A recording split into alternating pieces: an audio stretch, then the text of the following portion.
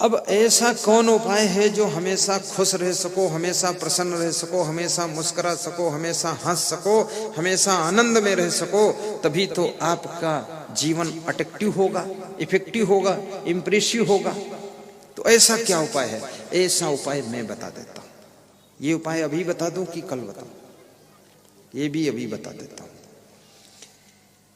ऐसा उपाय बताने जा रहा हूं, कृपया बैठ जाइए, ध्यान से सुनिए। जो खड़े हैं वो खड़े रहिए, ध्यान से सुनिए, लेकिन हलचल मत कीजिए, क्योंकि ऐसा उपाय पहली बार बताने जा रहा हूं जो तुम हमेशा खुश रह सको, प्रसन्न रह सको, आनंद में रह सको, मुस्कुराते रह सको। ऐसा फार्मूला देने जा रहा हूं, कृपया अलर्ट हो जाइए, सावधान। देखो क्या उपाय है। आपके मन की भावना पवित्र होना चाहिए। अपनी भावना को शुद्ध रखो। आप प्रसन्न रहोगे, न भय रहेगा, ना संकोच रहेगा, ना असमंजस रहेगा। नंबर 2, भावना को शुद्ध रखने में, भावना पवित्र रखने में 1 पैसे का खर्चा नहीं, 1 पैसे की मेहनत नहीं, केवल भावना। जैसे लोग कहते ना कि मेरी आपके प्रति बहुत बड़ी भावना है, सीने पर हाथ रखते हैं, तो इसमें खर्चा क्या हुआ उसका? कुछ नहीं। लेकिन जिसकी भावना अच्छी है वह व्यक्ति हमेशा खुश रहता है। और जिस व्यक्ति का खान पान अच्छा है, जिसका रहन सहन अच्छा है, जिसकी कर्म अच्छे हैं, जिसकी आदतें अच्छी हैं, जिसमें कोई गलत आदत नहीं है, वह व्यक्ति हमेशा खुश रहता है।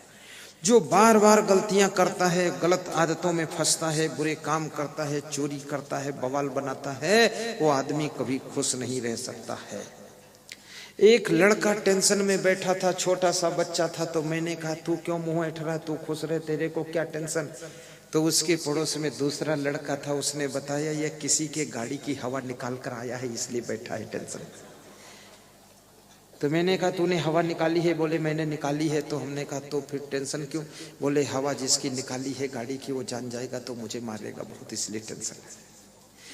गलत काम करने वाले कभी खुश नहीं रह सकते हैं, गंदी आदतों वाले कभी प्रसन्न नहीं रह सकते हैं, और गलत सोचने वाले, गलत भावना रखने वाले कभी खुश नहीं रह सकते हैं। इसलिए मैं निवेदन करूंगा कभी ऐसा वैसा खान पान ना करना। और जो दूसरों को दुखी करते हैं वह भी कभी खुशी नहीं रह सकते हैं। जो अपनी माँ को दुख देगा वो खुश नहीं रह सकता, जो सासू को पीड़ा देगी बहू वो खुश नहीं रह सकती, और जो अपने बहू को प्रताड़ित करेंगे वे खुश नहीं रह सकते, जो पति को दुख देगी वो पत्नी कभी सुखी नहीं रह सकती, और जो अपनी पत्नी को प्रताड़ित करेगा वो इंसान कभी सुखी नहीं रह सकता है। जो दूसरों को प्रसन्न करने की कोशिश करता है वो खुद ही बहुत प्रसन्न रहा करता है। और इस दुनिया के अंदर कितनी भावना बिगाड़ लो, कार्य बिगाड़ लो, आदतें बिगाड़ लो, इसमें जो कुछ नुकसान होगा 90% आपका नुकसान होगा, और फायदा होगा आपका ही 90% फायदा होगा। जैसे कोई बेटा दारू पीने लगा, लफंगेबाजी करने लगा, तो याद रखना माँ बाप तो थोड़े दिन में मर जाएंगे, लेकिन फिर आगे चल करके दारू पीने का रिजल्ट तो आपको ही भोगना पड़ेगा। आपकी प्रॉपर्टी बिक जाएगी, कार्य सब बिगड़ जाएगा, आप दरिद्री हो जाएंगे, समाज में सम्मान खत्म हो जाएगा, जो आपका विकास था वो रुक जाएगा और विनाश शुरू हो जाएगा, और फिर इसका रिजल्ट तो आपको ही भोगना पड़ेगा।